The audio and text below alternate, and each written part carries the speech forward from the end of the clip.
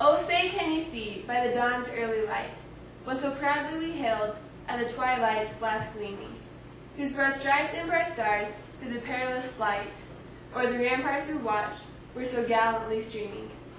And the rocket's red glare, the bombs bursting in air, gave proof through the night that our flag was still there.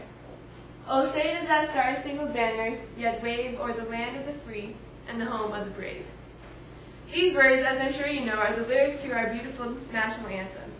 These inspired words are symbols for the love and devotion we feel towards America.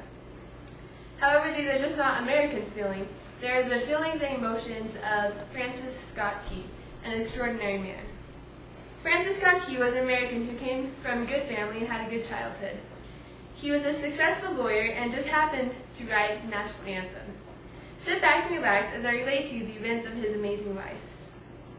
Francis was born August 1st, 1779 in Frederick, Maryland. He had a good education at St. John's College at age 10, and he graduated from there with a Bachelor's of Arts and a Master's of Arts. After he finished his education, he decided to try the ropes of the law. He found immediate success, and he opened his own practice in Frederick in 1801. After that, he married and started his own family of 11 kids.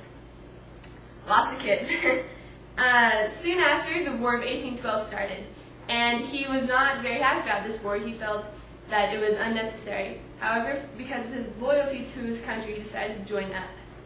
He served well in the military and ended up being a lieutenant and a quartermaster.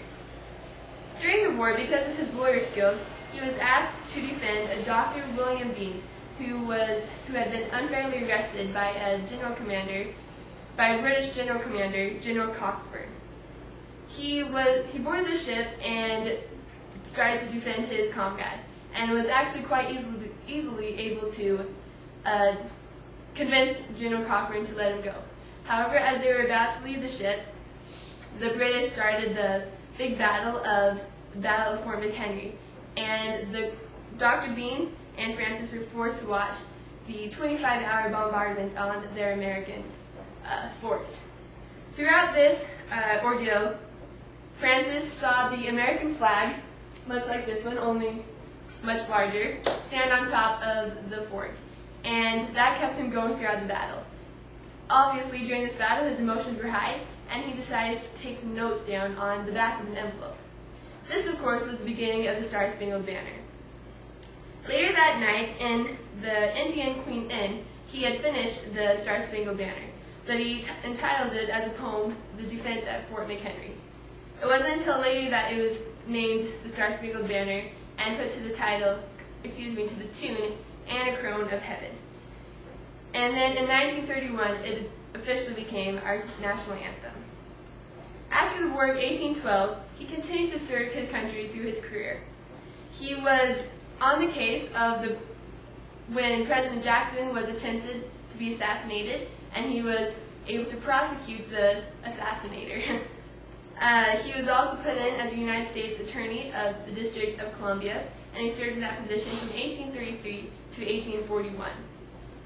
He was able to present many cases and defend his country throughout his life. Francis Scott Key died on January 11, 1843, as he had traveled to his daughter's home and taken ill with pleurisy and a mix of pneumonia. Francis Scott Key was a devoted American. He came from a good family and had worked hard to earn his career, a career that not only benefited himself, but also his country. The next time we sing the Star-Spangled Banner, we need to think of what the words mean.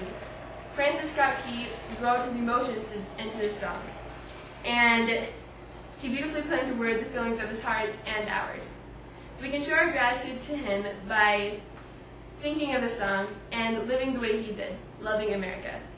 Thank you, and God bless America. Okay, this is my audience. These are my cousins and aunts and my family. I only have 5 this time. Hope you enjoyed the presentation.